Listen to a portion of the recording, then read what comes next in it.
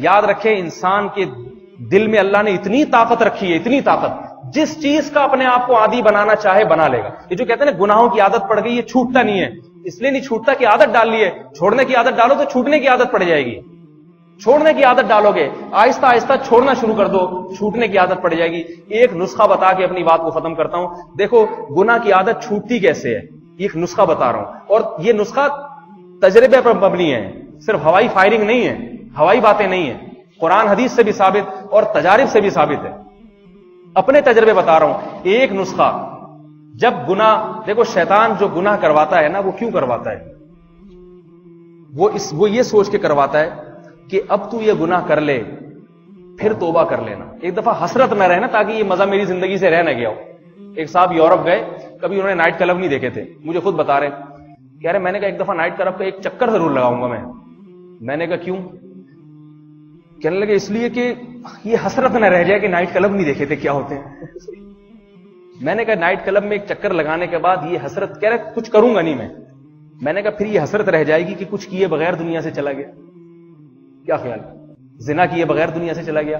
شیطان یہ برگلائے گا. پھر اگر زنا کر لیا تو زنا کے تو ہر روز نئے مزے ہیں، زنا کے تو ہر روز نئے مزے، ہر روز شکل تبدیل. شیطان پھر اور برگلاتا رہے گا. میں نے کہا تجربوں 20-25 سال نکل جائیں گے، اس کے بعد جب بڑھاپا آئے گا تو کسی تجربے کے قابل نہیں رہو گے. پھر جو ہے نا اللہ کہے گا، اور پھر بڑھاپے میں توبہ کی توفیق بہت مشکل سے ملتی ہے، یہ بتا دوں. پھر کہیں گے تو بوڑھے میں توبہ، بوڑھا آدمی بہت مشکل سے توبہ کرتا ہے. وہ جو کسی سے بدگمان ہونا جائز نہیں ہے. بوڑھے نے اگر گناہ چھوڑا ہوا ہے، کسی مخصوص کے بارے میں بدگمان ہونا جائز نہیں ہے. کوئی بھی کبھی بھی توبہ کرے قبول ہے. لیکن عام طور پہ اگر بوڑھے سے گناہ چھوٹے ہوئے ہوتے ہیں تو وہ اس لیے وہ اس کو پتا ہے کہ نہیں ہو سکتے. اگر اللہ اس میں صحت لوٹا دے نا، پورے حرم میں پھر پتہ ڈھونڈ چلے گا رہا ہے، وہ توبہ پھر پر پولیس والوں سے رابطہ، توبہ تو پھر دل کی فلاں بات سے ہے، تو اللہ ہی رابطہ، جانتا ہے. کہیں اللہ کو کچھ پتا ہے پتہ کہ اس کی نہیں. صحت حتیٰ واپس آ کہ جائے اس گی. بندے جیسے نے ایک آدمی پیسے دے دریا میں کر ڈوب رہا تھا، مکہ مکرمہ ٹی ڈوبنے وی لگا پر بھی اعلان تو کروایا. منت مان لے، ٹی وی کے اوپر اعلان ہوا، کسی کو پتہ ہو تو بتاؤ. پولیس والوں کو کہا، حتیٰ کہ اپنے رسوخ کے ذریعے اس نے گورنر مکہ سے رابطہ کیا اور اس کے ذریعے اس نے پوری پولیس کو پیغام بھجوایا.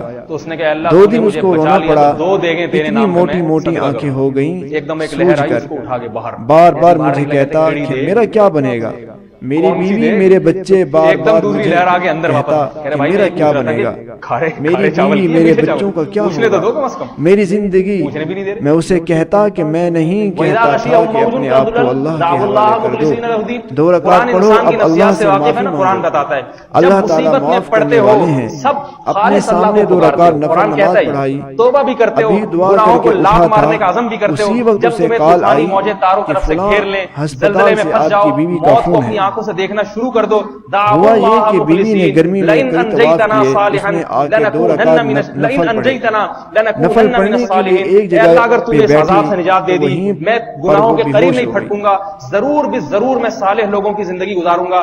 فلما نجاہم فمنہم مقتصد، فرمایا اگر ہم نجات دے دیں، منہم، من تبعیض کے لیے، بہت تھوڑے سے ہوتے ہیں جو اپنی اصلاح اعتدال پہ قائم رہتے ہیں.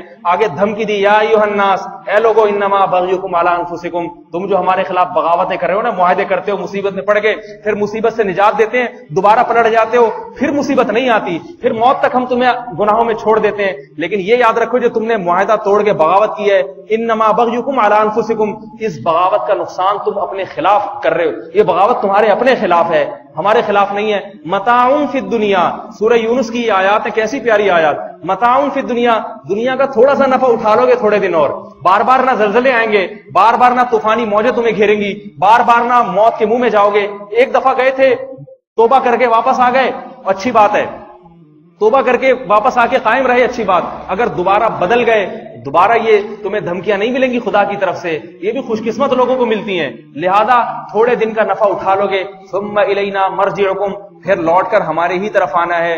فننبئکم بما کنتم تعملون، تمہاری ان بدماشیوں پر اور ان بغاوتوں کی تمہیں ہم خبر دے دیں گے، بتا دیں گے تم نے دنیا میں کیا کیا ہے.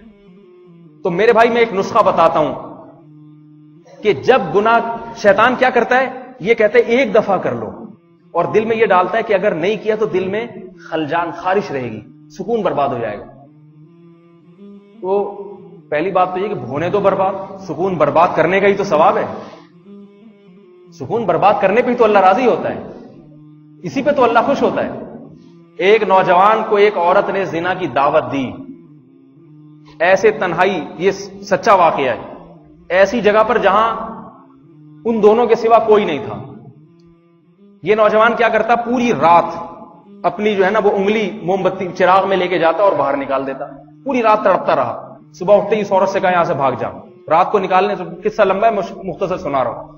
اس عورت نے کہا یہ تم نے ساری رات کیا عمل کیا ہے؟ اس نے کہا جب میرے دل میں زنا کا خیال آتا تھا, دل میں یہ خواہش پیدا ہوتی تھی کہ ایک دفعہ کر لو پھر توبہ کر لینا, دل ٹھنڈا ہو جائے گا, فوراً ذہن میں خیال آتا تھا کہ یہ آگ برداشت ہو جائے گی تو اس سے قیامت کے دن یہ آگ برداشت ہو جائے گی, لہذا میں دنیا کی آگ میں انگلی ڈالتا تھا, اور جب میری چیخ نکلتی تھی میں کہتا تھا نہیں, یہ زنا کا مزہ اتنا نہیں ہے جتنے اس آگ کا عذاب ہے.